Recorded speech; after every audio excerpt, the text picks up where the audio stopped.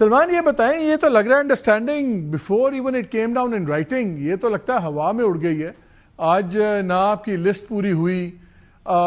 یہ بابر اعوان صاحب کا کیا جھگڑا ہوا، اس پہ آپ کو کیا اعتراض تھا؟ اور یہ جو آپ بات کر رہے ہیں کہ لوگوں کو ملوایا جا رہا ہے، علیمہ بی بی نے بھی کہا کہ اوپر سے ملوایا جا رہا ہے، یہ کیا عمران خان کسی کو جیل میں تو بلایا جا سکتا ہے، کیا ضروری ہے کہ عمران خان ان سے ملاقات بھی کریں؟ وہ اگر ملاقات کریں گے تو اپنی مرضی سے کریں گے نا. نہیں دیکھیں، ہوتا یہ ہے کہ عمران خان صاحب وہاں ایک جیل میں ایک کمرہ ہے، میٹنگ روم، وہاں وہ آ جاتے ہیں ایک وقت مقررہ پر، اور ملاقات ان سے انہی لوگوں کی ہونی چاہیے جو قاعدہ ہے، جو ایس او پی طے ہوئے ہیں ان کے تحت جن لوگوں کے نام دیے جائیں. اچھا، اس میں وضاحت کر دوں کہ فیملی کے نام میں نے نہیں دینے. فیملی کون ہے وہ تو معلوم ہے نا. دیکھیں، وکلاء کے حوالے سے یا دوستوں کے حوالے سے تو نام تبدیل ہو سکتے ہیں کہ اس ہفتے یہ لوگ ملیں گے، اگلے ہفتے کوئی اور ملے گا.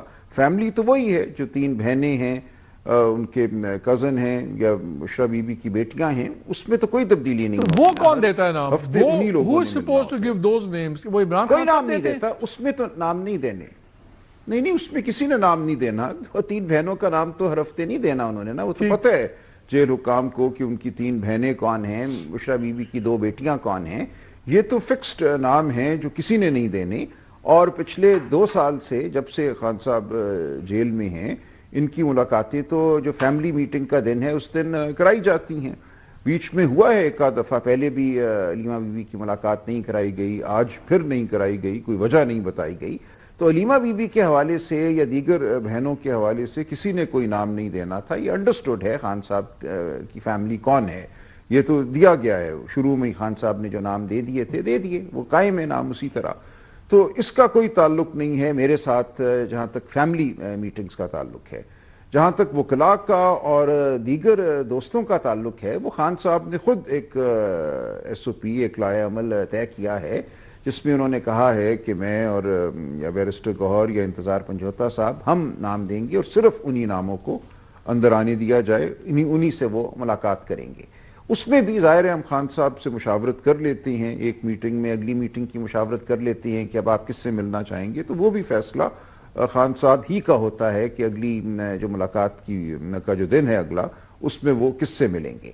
تو آج بات صرف اتنی ہوئی کہ جب عدالت نے بھی اس تمام ایس او پی کو قبول کیا کل اور کہا کہ اسی طرح سے معاملہ چلے گا، سپرنٹینڈنٹ جیل وہاں موجود تھے، جو حکومتی وکلاء ہیں وہ موجود تھے، اور اس ایس او پی کے تحت میں نے نام دے دیے، 6 نام دے دیے. بہت سینئر وکلاء ہمارے حامد خان صاحب خصوصی طور پہ آئے، ہمارے وکیل ہیں عزیر بھنڈاری صاحب، وہ خصوصی طور پہ لاہور سے آئے، حامد خان صاحب کراچی تھے وہاں سے آئے.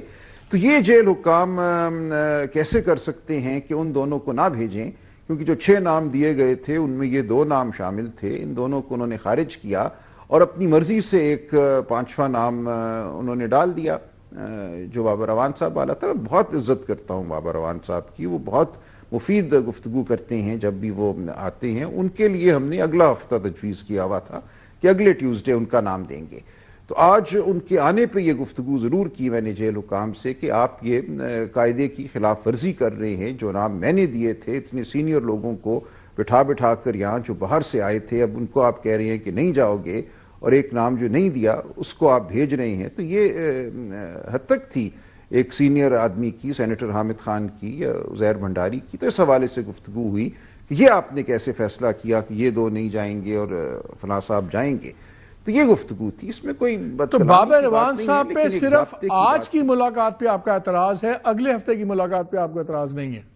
جی بالکل. میں بالکل اگلے ہفتے ان کا نام ہم نے تجویز کیا ہوا تھا اور اگلے ہفتے ان کو بالکل جانا تھا، لیکن وہ آج چلے گئے اور جیل حکام نے ان کے جانے کو قبول کیا اور حامد خان صاحب اور بھنڈاری صاحب کو روک دیا. تو یہ ایک غلط صورتحال ہے. ہم اس حوالے سے عدالت میں فائل کریں گے کنٹیمپٹ کہ یہ آپ نے کیسے ایس او پی کی خلاف ورزی کی. اچھا، دوسرا کل آپ کی انڈرسٹینڈنگ یہ تھی، آپ نے کہا کہ صرف وکلا جو ہیں وہ آگے سیاسی بات نہیں کریں گے، فیملی جو ہے اس پہ کوئی ایسی قدغن نہیں ہے. نہیں. دیکھیں، میں عرض کروں میری انڈرسٹینڈنگ کیا تھی بڑی وضاحت سے. وہ صرف یہ تھی. دیکھیں وکلاء یا فیملی کا تو کوئی عدالت میں کل تنازع تھا ہی نہیں. تنازع جو تھا وہ دوستوں کی ملاقات کا تھا. وکلاء اور فیملی کی ملاقات تو ٹیوزڈے کو منگل والے دن ہوتی ہے اور ہوتی چلی آ رہی تھی. جو تنازع تھا وہ یہ تھا کہ جمعرات والی جو ملاقات ہے, جو دوستوں کی یا رفقا کی ملاقات ہے, وہ اکتوبر کے بعد نہیں ہوئی. 5 مہینے ہونے نہیں I'm not talking about ملاقات Salman, I'm not talking about the ملاقات. بات جب آپ سے انہوں نے پوچھا کہ بیان بازی کے اوپر ان کی باتیں شیئر کرنے پہ, تو آپ نے کہا فیملی پہ کوئی قطغن نہیں ہے, ہم نے اپنی حد تک مانا ہے کہ ہم باہر آ کے بات نہیں کریں گے اڈیالہ میں. میں چاہ رہا ہوں, میں نے پروگرام میں کل رات کو نوید ملک صاحب تھے, ان کے لائر, ذرا ان کا سن لیں کہ ان کی انڈرسٹینڈنگ کیا ہے. Then I want your views on that.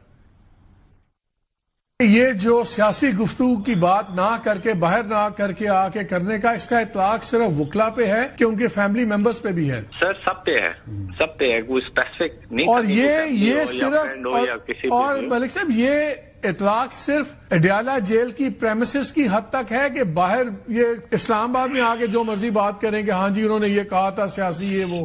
سر ہماری تو جنرلی ریکویسٹ تھی کہ کسی جگہ پہ بھی ان میٹنگز کے حوالے سے پولیٹیسائز نہ کیا جائے کہ آج میٹنگ میں یہ ہو گیا اور یہ ٹویٹ آ گیا.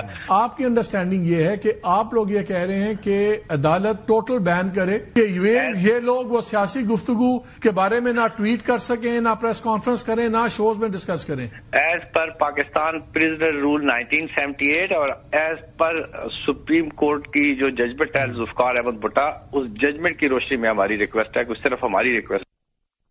تو سلمان, ان کی تو انڈرسٹینڈنگ یہ ہے کہ whatever transpires in that meeting وہ کوئی بھی آ کے باہر شیئر نہیں کر سکتا.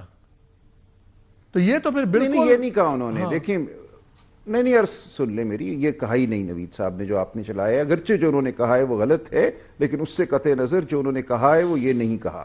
وہ اپنی انڈرسٹینڈنگ آپ کو بتا رہے ہیں کہ ان کی ریکویسٹ کیا تھی, ان کی انڈرسٹینڈنگ لا کی کیا ہے اور ان کی بحث کیا تھی جس کو ہم نے رد کیا. دیکھیں دو مختلف باتیں ہیں. ایک تو ہے نا کہ پارٹیوں نے بحث کیا کی. انہوں نے یہ بحث کی, میں سمجھتا ہوں غلط تھی ان کی بحث, قانوناً غلط ہے, آئین کی روح سے غلط ہے اور عدالت نے اس کو نہیں مانا. دوسری بات یہ ہے کہ عدالت نے کیا انڈرٹیکنگ لی مجھ سے. جو میں نے انڈرٹیکنگ دی تھی وہ میں عرض کر دیتا ہوں, اس کے بارے میں مجھے مکمل وضاحت ہے. بات یہ ہوئی تھی, انہوں نے یہ کہا, اور اسی لیے میں نے عرض کیا کہ فیملی اور وکلاء کی میٹنگ کا تو کوئی تعلق ہی نہیں تھا نا, وہ تو ایشو نہیں تھا زیر بحث. ایشو صرف جمعرات کو جو رفقا ہیں ان کی میٹنگ کا جو ایشو تھا وہ زیر بحث تھا.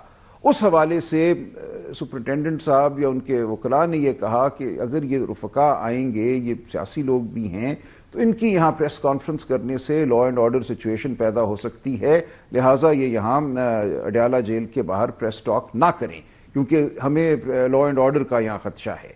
جسٹس ارباب طاہر صاحب نے بلکہ بڑی وضاحت سے مجھ سے کہا کہ ٹھیک کہہ رہی ہیں آپ, یہاں گیٹ پہ نہ کریں, آپ اپنے چیمبر میں کر لیجئے گا, جو آپ کے سیاسی رفقا ہیں وہ کہیں اور کر لیں, ان کو گیٹ پہ کرنے کی کیا ضرورت ہے. ہم نے کہا بالکل ٹھیک ہے, وہ گیٹ پہ نہیں کریں گے, وہ 2 فرلانگ آگے, 4 فرلانگ آگے, 4 میل آگے جا کے کہیں کر لیں گے بات. یہ تو ناممکن ہے کہ آپ ایک شخص کی زبان بند کر دیں. ایسی کوئی بات نہیں ہوئی کہ کوئی جنرل گیگنگ آرڈر کسی پہ بھی لگ رہا ہے, نہ رفقا پہ لگ رہا ہے, نہ وکلاء پہ لگ رہا ہے, نہ فیملی پہ لگ رہا ہے. یہ آئین کی روح سے لگ ہی نہیں سکتا. آپ ایک شخص سے مل کے آئے ہیں, کیسے آپ, کس قانون کے تحت آپ کو روکا جا سکتا ہے اپنے تاثرات بیان کرنے سے کہ اس کا نظریہ یہ ہے, اس کی سوچ یہ ہے, اس کی ہمت کا عالم یہ ہے. آپ روک سکتے ہیں کسی کو اگر وہ آ کے یہ بات کرے. کوئی قانون, کوئی آئین آپ کو اس کی اجازت نہیں دیتا کہ آپ کسی کو روکیں. بات صرف لا اینڈ آرڈر کے حوالے سے ہو رہی تھی کہ اڈیالہ جیل کے گیٹ پہ اگر پریس کانفرنس ہوگی تو وہاں پہ ایک ہجوم کھڑا ہو جائے گا اور ایک لا اینڈ آرڈر کا ایشو ہو سکتا ہے. ہم نے کہا نہیں کریں گے گیٹ پہ بات. تو بات صرف اتنی ہے. تو لاجیکلی ایگری ود یو, مجھے بھی یہی تھا کہ لاجیکلی ڈزنٹ میک سینس کہ یہی بات ہے.